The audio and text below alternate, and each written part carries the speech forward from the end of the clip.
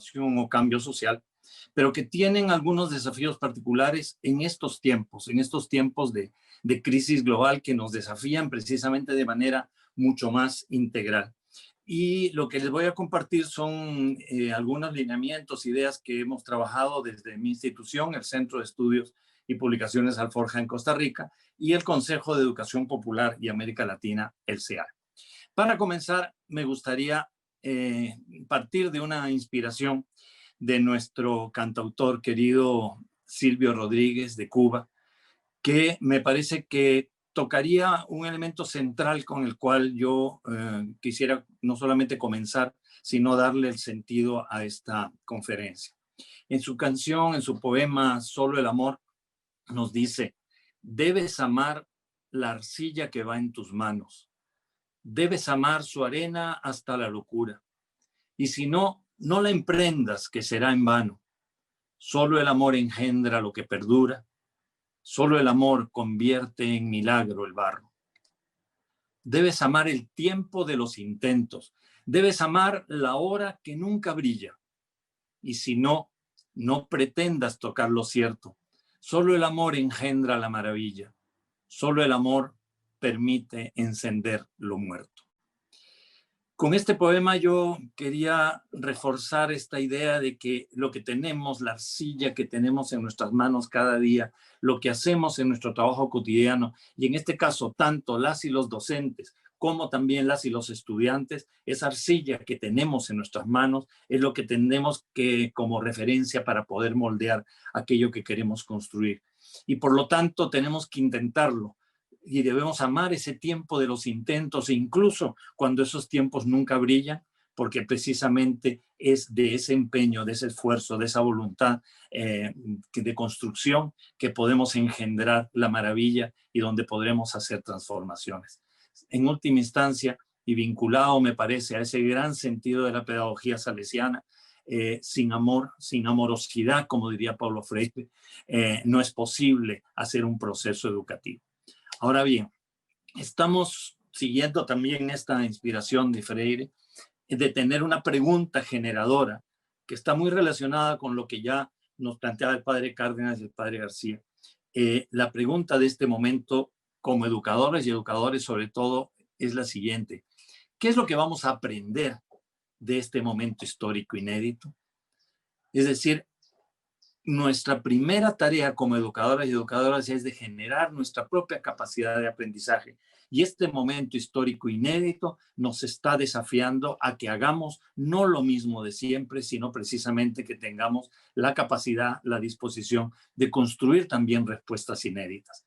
En ese sentido, la crisis que estamos viviendo, que aparece como si fuera una crisis sanitaria, en realidad lo que nos está develando es una crisis de civilización. Es una crisis del modelo que ha estado predominando en este último periodo histórico en el planeta y que nos está llevando también a la crisis de nuestra vida en el planeta. Y por lo tanto, los impactos que está creando la pandemia lo que hace es, como ya se ha dicho, visibilizar y agudizar esas profundas desigualdades y esos elementos de crisis que ya se estaban dando en nuestro mundo. Y por lo tanto, no es que solamente con que exista una vacuna esto se va a resolver. Es decir, la vacuna nos ayudará a enfrentar el tema de este virus de este momento. Sin embargo, todo lo que ha aparecido con él, toda esa crisis sistémica que estamos viviendo, los impactos objetivos y subjetivos, las enormes desigualdades que se han agravado, eso no va a quedar resuelto con la vacuna. Entonces, ¿qué es lo que nosotros tenemos que aprender de conocer las situaciones de fondo que se están produciendo con esta crisis y de los impactos que estamos viviendo en todos los campos para precisamente repensarnos, reaprender, reconstruir una forma de hacer educación que responda precisamente a esos nuevos desafíos? Por eso ya se ha dicho que hay como dos caras que tiene este momento de crisis. Por un lado, efectivamente, hay una dimensión terrible, una tragedia que está tocando a millones de familias y que nos está colocando en una situación de incertidumbre, de incerteza, de inseguridad. Sin embargo, a la vez, este momento debemos asumirlo como una extraordinaria oportunidad, como una posibilidad de poder replantearnos y repensar todo. Y es una oportunidad compleja, es un desafío muy grande, sin embargo tenemos que asumirlo con toda la crudeza y por otro lado con todo lo apasionante que es saber que estamos viviendo un momento de la historia inédito y que por lo tanto lo que hagamos ahora también va a tener un resultado inédito para el futuro. Entonces es una enorme responsabilidad, la responsabilidad de generar ese aprendizaje. Ahora bien, yo me gustaría insistir en que la confrontación de nuestra época, lo que estamos viviendo en esa crisis sistémica, en el fondo, es una confrontación ética. Y esa confrontación ética atraviesa todos los campos de la vida humana y se expresa, por supuesto, en la política y se expresa en la pedagogía, en la manera como enfrentamos y construimos las relaciones de poder y en la manera también como aprendemos, como nos educamos. Por eso yo quisiera colocar este tema de la confrontación ética como el elemento central de mi reflexión el día de hoy, porque estamos en última instancia ante dos paradigmas en disputa. Por un lado, el paradigma dominante, que es el paradigma del valor del mercado, del lucro, del consumo, el consumismo, del autoritarismo vertical, impositivo, de la competencia para aniquilar a los demás, para salir adelante y tener éxito, de la depredación de los bienes comunes, de los recursos del planeta, para simplemente utilizarlos para el consumo, pero también un paradigma que está basado en la discriminación, en el odio, en la exclusión. Ese paradigma es el paradigma dominante que está creando la mayoría de los conflictos que vivimos en todos nuestros países. Frente a él existe otro paradigma que está en disputa íntima, que es un paradigma basado en el cuidado de la vida, en todas las dimensiones de la vida, de las relaciones personales, las relaciones de las personas con la naturaleza, el cuidado de la naturaleza. Un paradigma centrado en la búsqueda permanente de equidad, en la construcción de relaciones democráticas, de respeto mutuo a las diversidades, a las distintas opiniones y posturas que constructivamente quieren aportar a la construcción del bien común. Es un paradigma no del individualismo, es un paradigma de la solidaridad. Y esa palabra termina siendo clave para preguntarnos si estamos efectivamente en este momento trabajando para poder construir, es edificar el sentido de ese paradigma en nuestro trabajo, en nuestros alumnos y alumnas y en nosotros y en nosotras mismas. Y por eso, como teníamos esa inspiración inicial de Silvio Rodríguez, es un paradigma basado en la amorosidad. Y por eso ante ellos, ante estos dos paradigmas en disputa, no hay neutralidad posible. Nunca la ha habido, pero hoy más que nunca no podemos simplemente ser neutrales. Entonces la pregunta es, ¿qué es lo que aprendemos y en función de qué paradigma estamos trabajando, en función de qué paradigma estamos educando? Entonces quería retomar una idea que habíamos estado trabajando recientemente en el último año y medio con la Fundación Interred de España, donde se fue pasando de la idea de pensar que el educador o la educadora son agentes de cambio, a pensar la importancia de que el centro educativo sea realmente un centro educativo transformador, que promueva las transformaciones. Y ahora nos preguntamos, bueno, y en tiempos de pandemia, ¿qué significa construir un centro educativo transformador? Y básicamente la idea es que tenemos que sentirnos desafiadas y desafiados para impulsar una aventura creadora en todos los ámbitos, desde esa fuente ética hasta las relaciones de poder políticas, hasta las propuestas pedagógicas, nuestros proyectos educativos y también las metodologías y también las tecnologías. Pero las tecnologías, la metodología, nuestra propuesta pedagógica, nuestra intencionalidad política tienen que tener como referencia una base, un fundamento ético. Y ahí es donde se juega el sentido de nuestra aventura creadora. No está en el uso de tal o cual metodología, no está en el uso de tal o cual tecnología, está en cómo utilizamos esos instrumentos en función de qué proyecto de vida y de sociedad y en función de qué valores. Por eso, en los elementos que se toman en cuenta en esta reflexión que hemos hecho con la gente de Internet abarcan varios elementos. Primero, la cultura del centro, o sea, de qué manera nuestro centro educativo está impregnado del valor de la justicia, de la equidad, del respeto a los derechos humanos, de la interculturalidad, del desarrollo sostenible. Y eso es parte de nuestra manera de ser y de hacer. Por otro lado, cómo está organizado y cómo se realiza la planificación en nuestras instituciones. Lo estamos organizando de manera autoritaria, vertical, impositiva, lo estamos organizando de manera democrática, participativa. Estamos planificando en función del vínculo, de la participación de los y las jóvenes estudiantes a través de generar procesos que incluyan elementos de reflexión y de acción transformadora en los currículos, de tal manera que la organización y la planificación se convierten en espacios educativos en los cuales nos educamos y aprendemos. El vínculo con el entorno concreto y con la sociedad en general.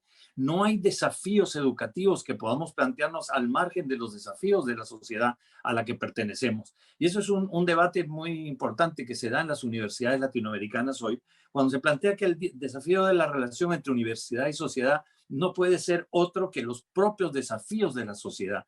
Es decir, la universidad no tiene otros desafíos más que aquellos desafíos éticos, políticos, pedagógicos que tiene nuestra sociedad y los grandes dilemas a los cuales hay que contribuir a resolver. Y por lo tanto, el entorno no es simplemente el barrio, la ciudad, el país en el que estamos, sino precisamente los dilemas y desafíos que estamos viviendo, sus contradicciones y de qué manera, por lo tanto, nuestro currículum, nuestra manera de construir nuestro trabajo en un centro educativo se vincula con esos desafíos. Por último, un elemento también muy importante es el tema de cuáles son las claves pedagógicas y metodológicas que nos permiten precisamente generar espacios de transformación. ¿Cuáles son las claves para tener una metodología de participación, de crítica, de construcción de aprendizajes significativos, de producir propias capacidades, desarrollo de la capacidad también de mirar más lejos, la capacidad de poder actuar colectivamente, de construir lazos de solidaridad? Nuestras pedagogías y nuestras metodologías no pueden ser ajenas a esos elementos. Por lo tanto, la cultura impregnada en el centro, la forma como esté organizada, la planificación de nuestros proyectos, el vínculo con los desafíos del mundo, de nuestro país y de nuestro entorno inmediato, y las claves pedagógicas y metodológicas que están insertos dentro de nuestra práctica, son un todo articulado que nos desafía en estos momentos de pandemia a repensarse de manera crítica y radical. Entonces, quisiera ahora dedicar una pequeña reflexión sobre el tema de nuestro rol docente. Paulo Freire, el gran educador brasileño que este año 2021 va a cumplir 100 años de su nacimiento y que estamos trabajando mucho precisamente para rescatar la importancia y la vigencia del legado de su pensamiento y de su obra para toda una nueva educación desde América Latina y el Caribe. Nos planteaba en su libro Pedagogía de la Autonomía, que este libro es un libro que yo creo que todo docente, toda docente deberíamos leer, reflexionar y discutir. Y él decía en un capítulo, no hay docencia sin dicencia. Y esa es la principal inspiración freiriana, convertirnos en aprendices de lo que realizamos. Y por lo tanto, Freire nos hablaba de una educación liberadora, de una educación democrática, de una educación desafiadora. Liberadora en doble sentido, en un sentido, por un lado, de liberarnos de todo aquello que nos oprime, todo aquello que nos limita, pero también liberadora de todas nuestras potencialidades, de todas nuestras capacidades. Y en ese sentido tenemos que desarrollar procesos horizontales, procesos de diálogo, procesos de reflexión crítica. Y es en ese sentido, nosotras y nosotros como educadores somos principalmente desafiadores y desafiadoras de la construcción de un pensamiento, de una actitud, de una postura ante la vida. Entonces, en ese mismo libro, Pedagogía de la Autonomía, hay una frase que yo creo que todavía no le hemos sacado toda la punta suficiente, cuando dice, enseñar no es transferir conocimientos, sino crear las condiciones para su producción o su construcción. Es decir, no se trata de acumular conocimientos y esos contenidos simplemente transmitirlos y transferirlos y ahí yo estoy enseñando, sino que mi tarea como educador es generar las condiciones y las disposiciones para poder producir o construir entonces esos conocimientos. Entonces, en última instancia, en esa dialéctica entre la enseñanza y el aprendizaje, lo que Freire nos coloca como base no es tanto la tarea de enseñar, sino lo que está como referencia principal es el aprender. Enseñamos en la medida en que generamos aprendizajes. Pero para generar aprendizajes, nosotros, educadores o educadoras, tenemos que también sentirnos aprendices. Tenemos que generar disposición para aprender. Entonces, así como cada día antes de una clase nos preocupamos de qué es lo que yo hoy voy a enseñar, tal vez tendríamos también que preocuparnos mucho por preguntarnos qué es lo que hoy voy a aprender, qué es lo que hoy voy a generar como aprendizaje, de tal manera que se convierte en una aventura creadora que no tiene nada que ver con una enseñanza rutinaria de contenidos preelaborados, sino que cada contenido puede convertirse en una posibilidad de reflexión, de crítica, de aprendizaje, también para nosotros y nosotras, los educadores y educadoras. Disposición de aprendizaje como elemento fundamental. Por eso, cuando hablamos de una inspiración de nuestro rol docente, se trata que debemos entonces desarrollar plenamente todas nuestras capacidades humanas, nuestras capacidades críticas, nuestra capacidad de curiosidad, de no sentirnos satisfechas y satisfechos ante las primeras respuestas, desarrollar nuestras capacidades creativas, de generar mayor sensibilidad, de ser capaces de mejores y mayores comunicaciones, capacidad de comunicación, capacidad de organización, de respeto a las otras propuestas y construirlas conjuntamente, capacidad de expresión, capacidad de comunicación, capacidades de acción transformadora. Esos son los grandes desafíos de nuestra formación integral. Y muchas veces se habla de que vamos a generar una formación integral y pensamos que se trata de tener un discurso integral. No, se trata de ver cómo en toda nuestra práctica cotidiana todos estos elementos intelectuales, emocionales, sensibles, comunicativos, tienen un espacio para desarrollarse y nosotras contribuimos a ello. Finalmente, tomar en cuenta que hablamos muchas veces de forma muy gloriosa sobre nuestra formación docente, pero a veces pensamos que, bueno, yo ya estudié, yo ya me gradué, yo ya tengo tantos años de dar clases y por lo tanto ya estoy formado. Y ese es un gran engaño, porque muchas veces los y las docentes somos quienes nos oponemos a los cambios. Somos un factor de retroceso ante los cambios. Dicen, ay, no, es que ahora hay que meterse en lo de la virtualidad, pero es que eso es muy difícil, yo ya no sé, yo nunca aprendí eso. Hay que cambiar la metodología, no, pero es que si a mí siempre la que he utilizado ya la sé y la quiero seguir utilizando. Es decir, podemos ser factores de resistencia a los cambios y necesitamos generar una actitud, una disposición de aventura, de transformación, dispuestas y dispuestos como decía el padre Cárdenas, a desaprender y a reaprender en función de esos aprendizajes que vamos a construir en función de nuevos desafíos. Y por eso me parece interesante cuando el padre García hablaba del acompañamiento personal, del trabajo del tutor, y él decía, es una tarea difícil, pero es apasionante, precisamente. Lo apasionante que es el tener la disposición de aventurarse a lo que ahora todavía no existe, pero que podemos hacer que exista. Por lo tanto, esta idea que quería comunicarles es que nosotras y nosotros como educadores y educadoras tenemos que generar fuertemente esa disposición de aprendizaje para poder generar entonces el desarrollo de todas nuestras capacidades. ¿Y qué pasa? Pues que muchas veces tenemos nuestros planes, nuestros proyectos que están muy bonitos, muy lineales, todo camina perfectamente hacia la meta. Sin embargo, la realidad que enfrentamos todos los días en nuestra cotidianidad no es la que teníamos imaginado necesariamente en el plan. Y por eso, en lugar de verlo como obstáculos, deberíamos precisamente verlo como oportunidades.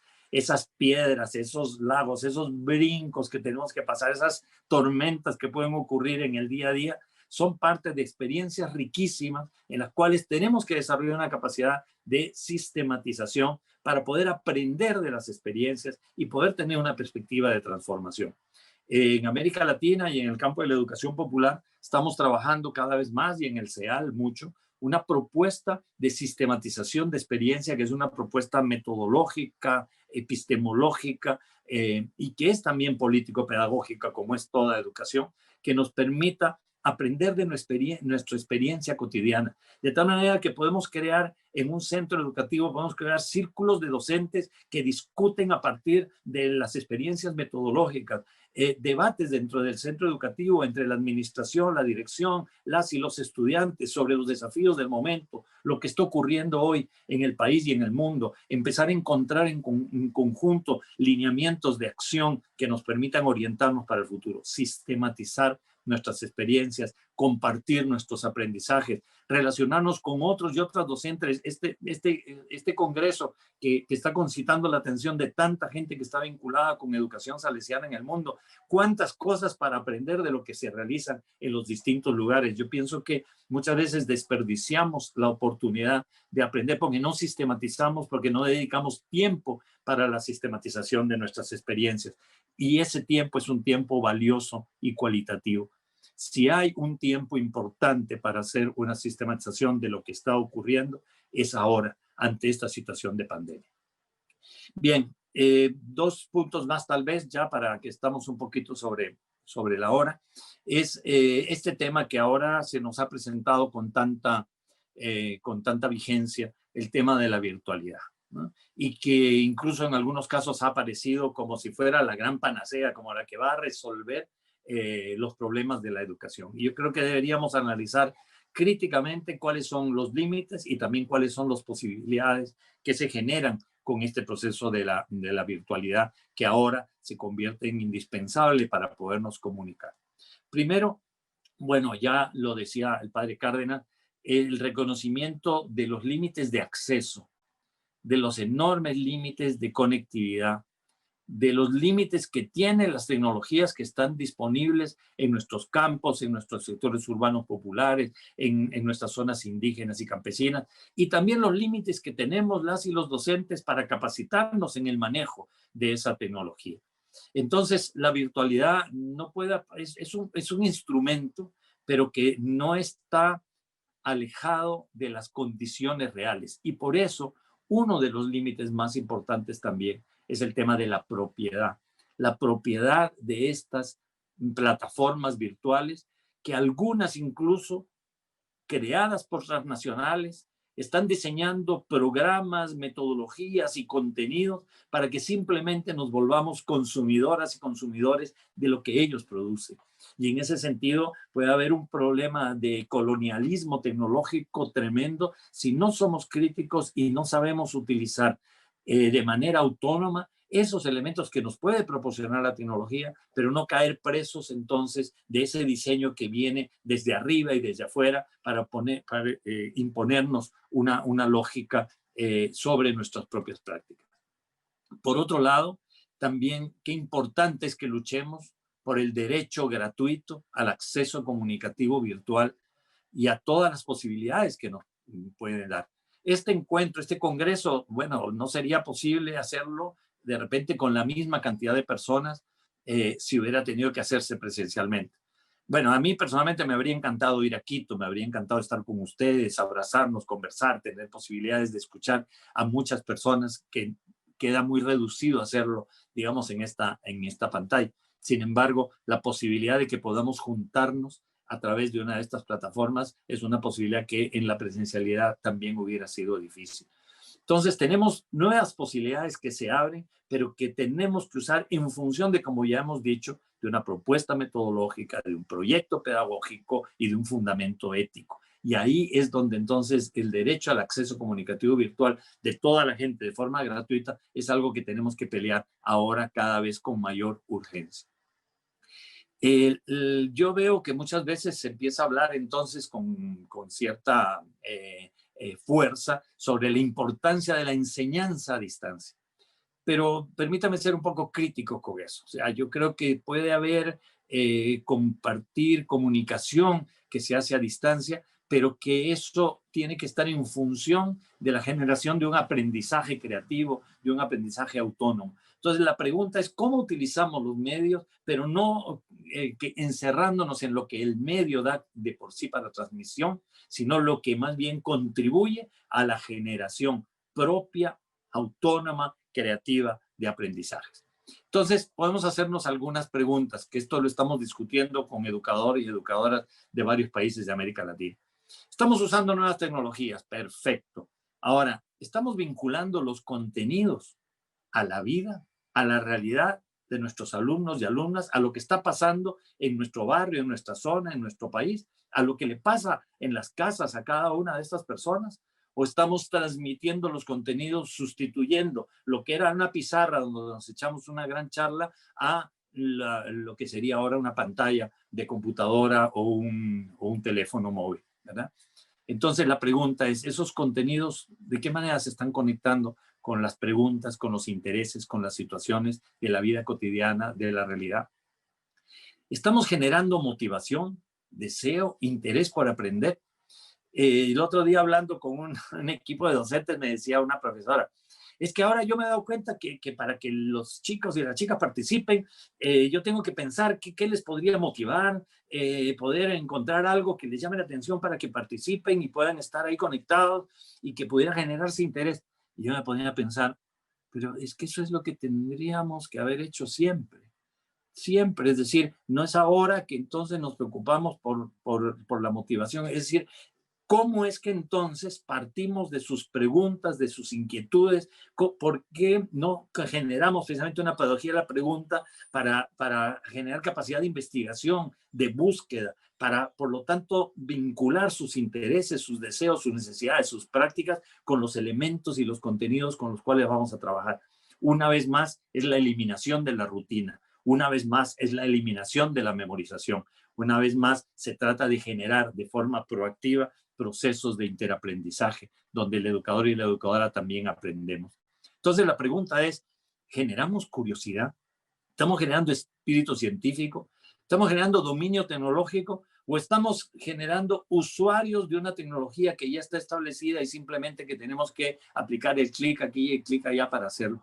¿De qué manera nos apropiamos de la tecnología? ¿De qué manera le damos vuelta, lo utilizamos con todas sus potencialidades, pero no nos cerramos a ella, sino que más bien la usamos como un instrumento que podemos también desarmar, que podemos generar con creatividad otras formas de participación? Promovemos el diálogo horizontal y grupal. Por ejemplo, claro, ahora estamos en este límite de este momento de esta conferencia, pero a mí me gustaría que, y creo que así va a ser en este congreso, la idea más que estar escuchando charlas, es la idea de poder discutir a partir de nuestras prácticas en función de algunas ideas que se pudieran como concentrar. Tenemos que tener entonces disposición para el diálogo y podríamos entonces promover entre los alumnos y las alumnas grupos de discusión, grupos de reflexión, diálogos horizontales que utilicen sus propias redes sociales en las que están conectados para vincularse con algún tema, alguna preocupación, alguna lectura, algo que pudieron investigar, crear, producir con relación a un curso, y no simplemente estén 1 hora, 2 horas escuchando lo que yo como educador les voy a decir. Estamos tomando en cuenta las desigualdades y las diversidades. Estamos sabiendo que en nuestra aula, en nuestro centro educativo, hay personas que de repente no se pueden conectar y que podríamos ver la posibilidad de que otras personas que sí se conectan puedan compartirla, puedan ayudarla.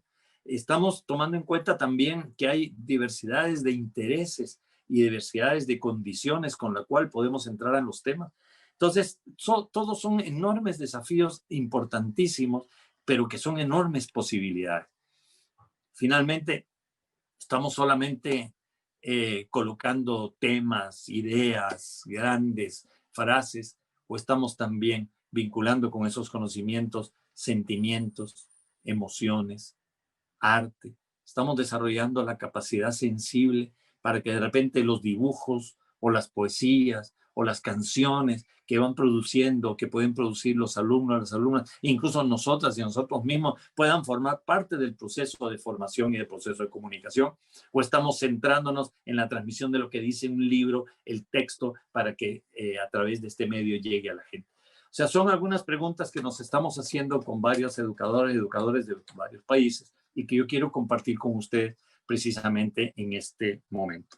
Vuelvo a decir entonces, todo nuestro abordaje en lo tecnológico tiene que tener coherencia con una propuesta metodológica, con un proyecto pedagógico y con un fundamento ético que es el que le da sentido en esa confrontación ética que estamos en este momento.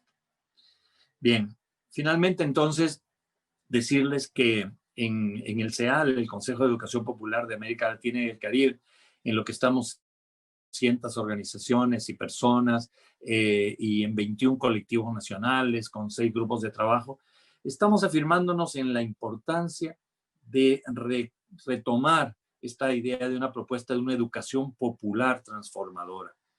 En el sentido de lo popular, que tiene que ver como con 3 sentidos de lo popular.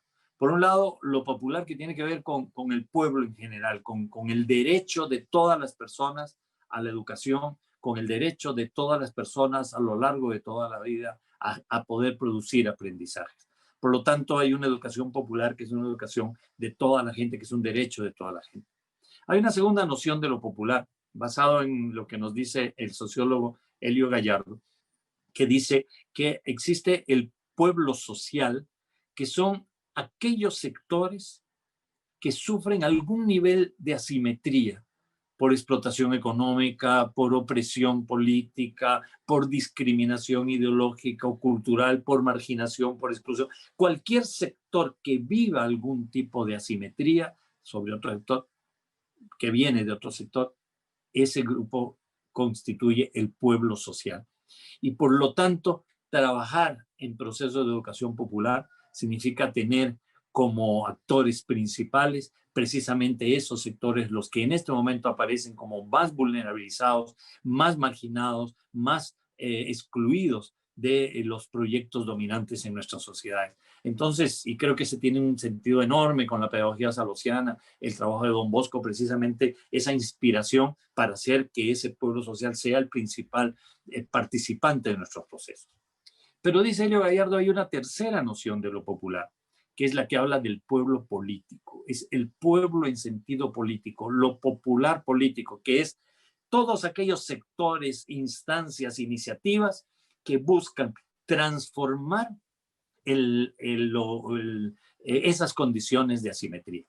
Y por eso, para terminar, la reflexión de que cómo Paulo Freire nos habla de la importancia de que ante situaciones límites tenemos que problematizarlas y tenemos que crear inéditos viables, es decir, hacer con nuestro trabajo una construcción de algo inédito que ahora es posible cambiar, porque eso nos va a permitir construir procesos de transformación de más largo plazo. La utopía no está en un ideal inalcanzable. La utopía está en nuestra construcción cotidiana para que, como dicen ustedes, y es un lema en este congreso, podamos los jóvenes y las jóvenes contribuir a que sean sujetos protagonistas de la historia. Decía Freire, la educación no transforma el mundo, sino cambia a las personas y son las personas las que transforman el mundo. Y eso lo hacemos poco a poco. Y por eso termino con su poema cuando él, en Pedagogía de la Indignación, en Canción Obvia, dice: yo no estoy esperando porque simplemente espero que algo ocurra, sino que espero porque tengo esperanza, porque voy a esperanzar y porque voy a preparar la llegada de lo que viene, como el jardinero prepara el jardín para la rosa que se abrirá en la primavera. Por eso, educadoras y educadores, somos jardineros y jardineras que con nuestro trabajo de cada día preparamos el jardín para esas rosas que se van a abrir en la primavera a partir de lo que vayamos haciendo el día de hoy. Vamos entonces a esperanzar, como decía Paulo Freire, en estos momentos de la historia. Muchísimas gracias.